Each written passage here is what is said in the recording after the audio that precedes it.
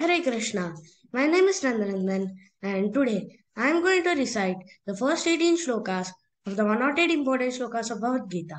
So let's start. 1.1 Dhritarashtra उवाच धर्मक्षेत्रे कुरुक्षेत्रे समवेतायुयुत्सवः मामकाः पाण्डवाश्चैव किमकुर्वत सञ्जय 2.1 कार्पण्यदोषोपहतः स्वभावः पृच्छामि त्वां धर्मसम्मूढचेताः यश्रेयस्यान्निश्चितं ब्रूहि तन्मे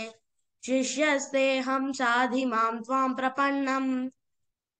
2.11 श्रीभगवानुवाच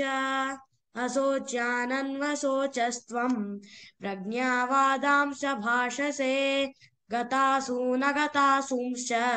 नानुशोचन्ति पण्डिताः 2.12 न त्वेवाहं जातु नासं न त्वं नेमे जनाधिपाः न चैव न भविष्यामः सर्वे वयमतः परम् 2.13 देहिनोऽस्मिन् यथा देहे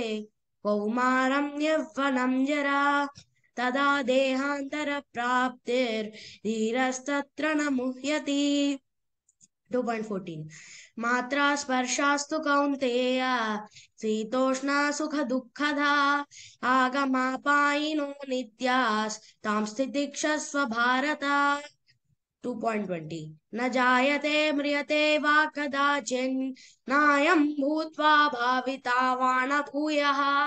अजो नित्या शाश्वतोऽयं पुराणो न हन्यते हन्यमाने शरीरे 2.22 वासांसि जीर्णानि यथा विहाय नवानि गृह्णाति नरोपराणि तथा शरीराणि विहाय जीर्णानि अन्यायि संयाति नवानि देहि 2.23 नैनं छिन्नन्ति शस्त्राणि नैनं दहति पावकाः न चैनं क्लेदयन्त्यापो न शोषयति मारुताः 2.27 जातस्य हि ध्रुवो मृत्युर्ध्रुवं जन्म मृतस्य च तस्मात् अपरिहार्येऽर्थे न त्वं शोचितुमर्हसि देहि नित्यमवाध्योऽयं देहे सर्वस्य भारत तस्मात् सर्वाणि भूतानि न त्वं शोचितुमर्हसि देहाभिक्रमनाशोऽस्ति प्रत्यवायो न विद्यते स्वल्पमप्यस्य धर्मस्य त्रायते महतो भयात् 2.41 व्यवसायात्मिका बुद्धिरेकेहा गुरुनन्दना बहुशाखाख्यनन्तश्च बुद्धयो व्यवसायिनाम् 2.44 भोगैश्वर्यप्रसक्तानां तयापहृतचेतसां व्यवसायात्मिका बुद्धिः समाधौ न विधीयते त्रैगुण्या विषया वेदा निस्त्रैगुण्यो भवार्जुन निर्द्वन्द्वो नित्यसत्त्वस्थो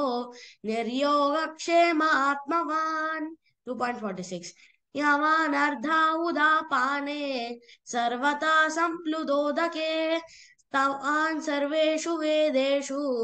ब्राह्मणस्य विजानताः 2.59 विषया विनिवर्तन्ते निराहारस्य देहिना रसवर्जं रसोऽप्यस्य परं दृष्ट्वा निवर्तते 2.62